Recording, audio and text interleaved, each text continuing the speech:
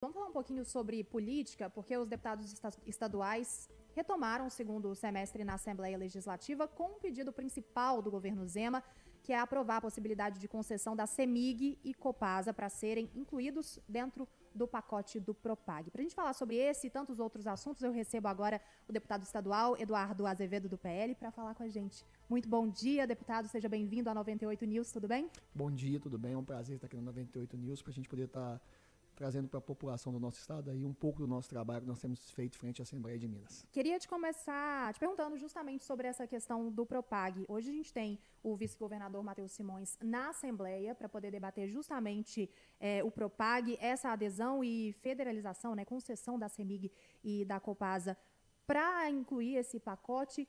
Essa movimentação de corpo a corpo, ter essa presença do vice-governador, ajuda nessas negociações? Queria a avaliação do senhor nesse cenário. Olha, eu creio que ajuda, de certa forma, em trazer a transparência daquilo que está sendo feito com as duas principais estatais que nós temos aí, né?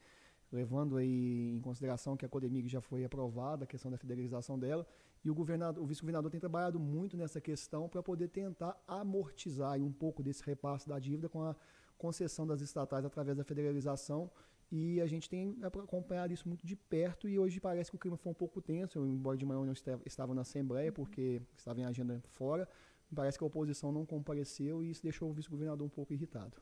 O senhor avalia que há talvez um risco de exatamente acontecer isso, uma obstrução e um risco de ser visto, de certa maneira, uma pressão, essa presença do vice-governador?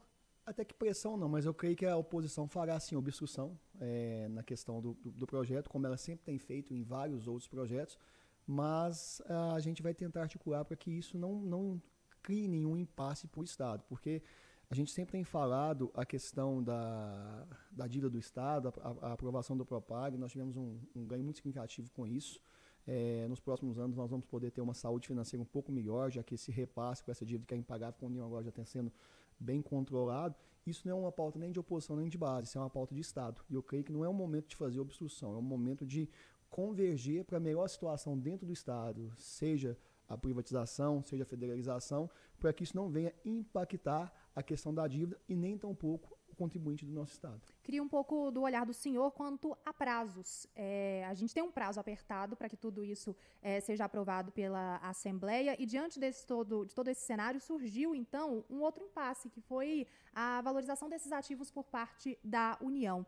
O senhor considera que é viável e que é possível a gente aprovar tudo isso nesse segundo semestre, dentro dos prazos que foram estabelecidos pela União? O que depende do PL, que hoje é um bloco independente, que é o bloco que eu estou dentro dele hoje, nós vamos trabalhar muito para que esses prazos sejam cumpridos, porque é aquilo que eu falei, o Estado não pode perder essa oportunidade de colocar tudo isso dentro desse próximo semestre, antes que feche aí a questão da próxima legislatura, e já começar o 2026 de uma forma bem mais positiva com a questão da dívida, do Propag, e já bem alinhado para que a gente possa começar a crescer mais financeiramente. Pessoalmente, o senhor é a favor da federalização desses ativos para a inclusão no Propag, para o abatimento dessa dívida? Não, pessoalmente eu não sou a favor. Eu vou explicar por quê. Se você perguntar para o cidadão de Minas Gerais hoje, eu tenho certeza que em local nenhum do estado a Copasa funciona da forma como ela precisa funcionar, e nem tampouco a CEMIG, mas a CEMIG tem bem menos reclamações dos contribuintes do que a própria Copasa.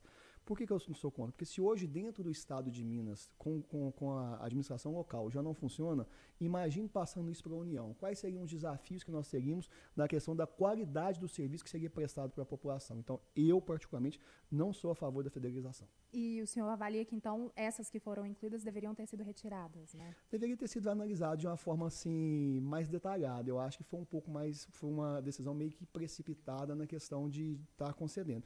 Mas por que eu digo a Copasa e a CEMIG? Porque a Codemig ela não afeta diretamente grande parte da população, mas a Copasa e a CEMIG sim. Então a gente tem que pensar e avaliar muito isso. Eu acho que, na minha opinião, no meu ponto de vista, não seria o caminho de federalizar, porque poderia tornar o serviço que hoje não é 100% eficaz, mais precário ainda dentro do Estado. Queria abordar com o senhor agora um pouco sobre panorama para 2026. Sei que o seu irmão, Cleitinho Azevedo, está aí entre um dos nomes possíveis, não só para governo de Minas, também para a presidência. E recentemente houve uma aproximação, digamos assim, entre republicanos, partido onde seu irmão está, e União Brasil, tipo de benefício isso pode trazer, pensando para um cenário nacional das eleições de 2026?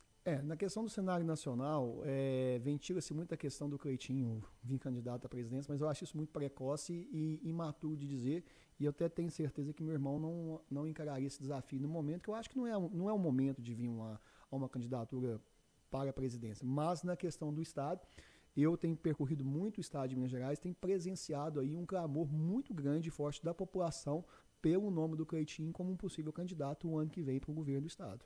E é exatamente sobre isso que eu queria também pontuar com você, deputado. A gente vê que pesquisas indicam que o nome dele é um dos mais conhecidos, se não o mais conhecido, mas há uma necessidade, pelo menos por parte da direita, de trazer um fortalecimento. E aí eu te pergunto, uma opinião do senhor quanto à união entre essas bases, né?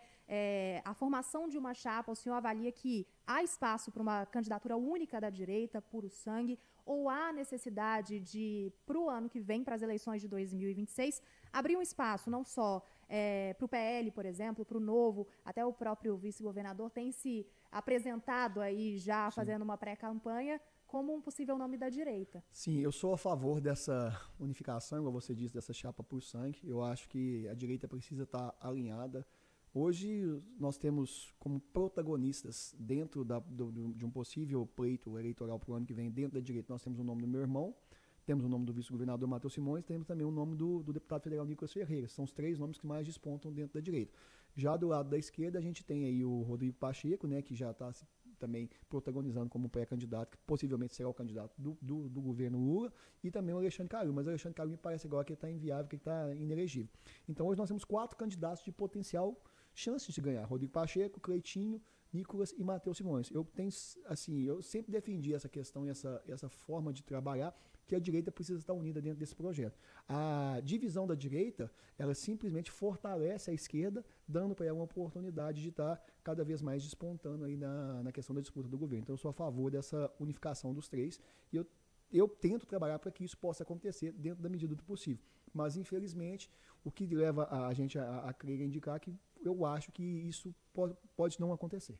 O senhor acha que talvez a tendência é de realmente lançar uma chapa única e não ter essa diversificação dentro da própria chapa? Não, porque eu creio que o único caminho para o vice-governador hoje, como o governador vai descompatibilizar, porque até agora no próximo sábado ele vai lançar em São Paulo a candidatura dele para presidente da República, né? Ele deve descompatibilizar provavelmente o ano que vem, então Matheus Simões assume o cargo de governador do estado.